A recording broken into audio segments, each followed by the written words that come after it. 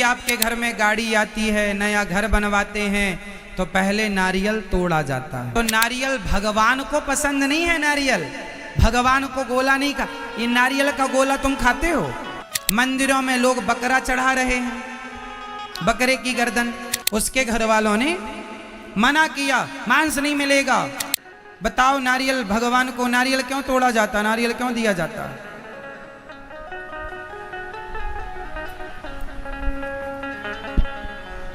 नारियल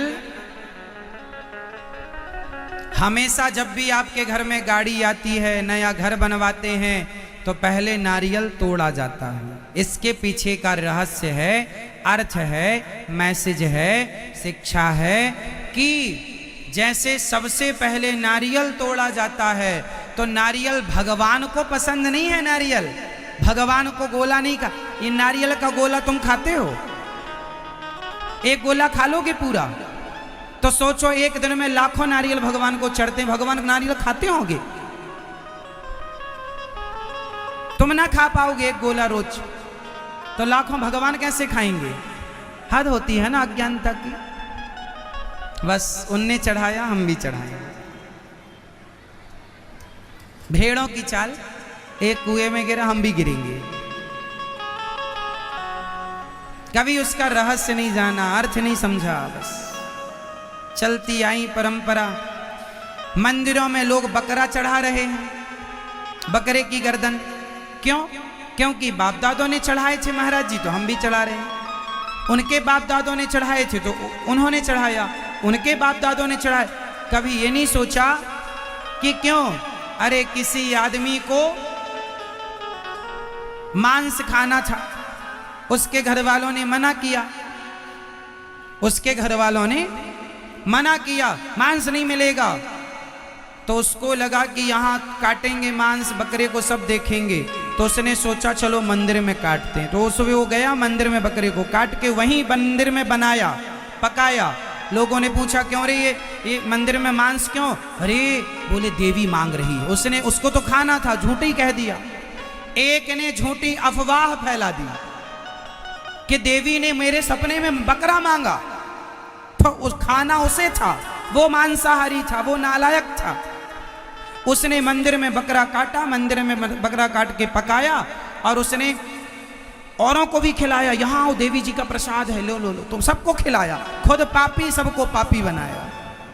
फिर क्या हुआ? उसको लगा कि अब क्या करें। बोले, उसने सबसे कहा तुम भी चढ़ाओ बकरा, इसी बहाने हमें प्रसाद मिलेगा, तो मांस खाने को मिलेगा। उस एक आदमी ने अफवाह फैला दी समाज में। उस एक अफवाह के कारण वो परंपराएं बन गई कि देवी बकरा मांगती है। जरा मुझे बताओ कि किस वेद पुराण में लिखा है कि देवी बकरा मांगती है? लिखा हुआ बताओ? कहीं नहीं लिखा। लिखा तो ये है कि अहिंसा ही परमो धर्मः, लिखा तो ये है कि परहित सरिस धर्म नहीं भाई। लेकिन एक अफवाह फैला दी किसी ने। उस एक अफवाह से आज भी भारत में, आज भी हजारों बकरे देवी देवताओं के नाम पर काटे जाते हैं, अज्ञानवश। कि उनके बाप दादों ने किया तो हम भी करेंगे, हमारे ने किया तो आगे वाली पीढ़ी करेगी। मतलब गलत बात समाज में प्रचलित हो गई।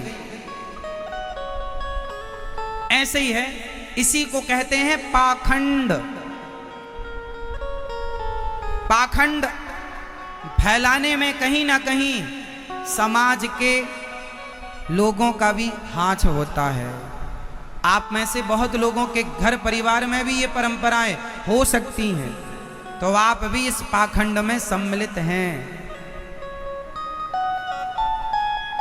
उसी तरह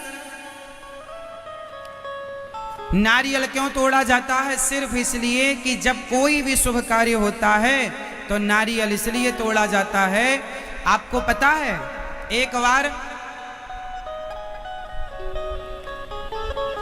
विश्वामित्र जी नाराज हो गए। कौन नाराज हुआ? विश्वामित्र जी। एक दिन विश्वामित्र जी नाराज हो गए ब्रह्मा जी से। बोले तुम सृष्टि करते हो, तो नूतन सृष्टि मैं करूंगा। नहीं, हमारे ऋषि मुनियों में इतनी सामर्थ्य है कि वो अपनी एक नई सृष्टि कर सकते हैं। एक दिन विश्वामित्र जी नाराज हो गए और विश्वामित्र जी ने अपनी नई सृष्टि प्रारंभ की कि मैं अपनी नई सृष्टि बनाऊंगा, मैं अपनी सृष्टि का मैं ब्रह्मा बनूंगा। तो नारियल किसका बनाया हुआ है आपको पता है? ब्रह्मा जी का बनाया हुआ नारियल नहीं है। नारियल ब्रह्मा जी की सृष्टि नहीं है। एक बार विश्वामित्र जी ने एक नई सृष्टि प्रारंभ की और उस नई सृष्टि में सबसे पहले उन्होंने जो बनाया वो मनुष्य ही बनाने जा रहे थे। इसलिए आपने कभी नारियल को गौर से देखा हो, जैसे माँ के पेट में बच्चा होता है तो थैली के अंदर पानी भरा होता है, पानी के बीच में बच्चा रहता है, उसी प्रकार नारियल भी पानी के बीच में होता है, गोले के भीतर पानी भरा होता है। आपने ध्यान से देखा होगा नारियल में भी दो आंखें होती हैं, है ना? एक्चुअली ये ब्रह्मा जी के सृष्टि का हिस्सा नहीं, विश्वामित्र जी ने बनाया कि मैं अपनी सृष्टि करूंगा। अलग सृष्टि करने चले तब उन्हें श्री वशिष्ठ जी ने रोका। विश्वामित्र जी को कहा आप प्रकृति से, ईश्वर की रचना से छेड़छाड़ ना कीजिए। माना कि आप तपस्वी हैं, नूतन सृष्टि करता कहा गया है श्री विश्वामित्र जी को, तो वो बना पाए क्या? नारियल बना पाए। तो पूरा ना बन पाया, केवल वो अंश रह गया।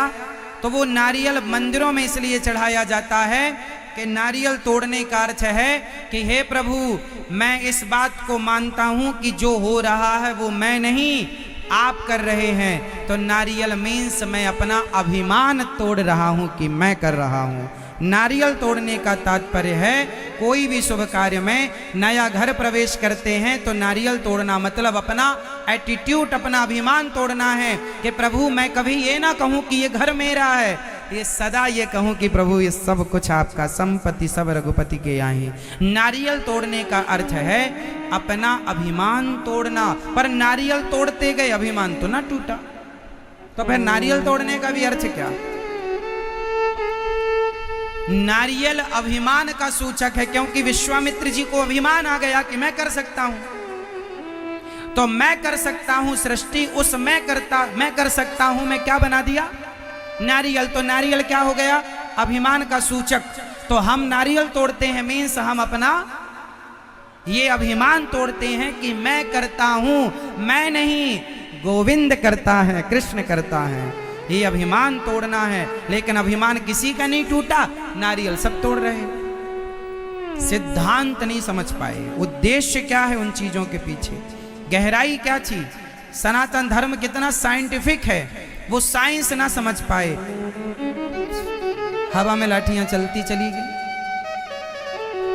नारियल हमें कुछ सिखाता भी है।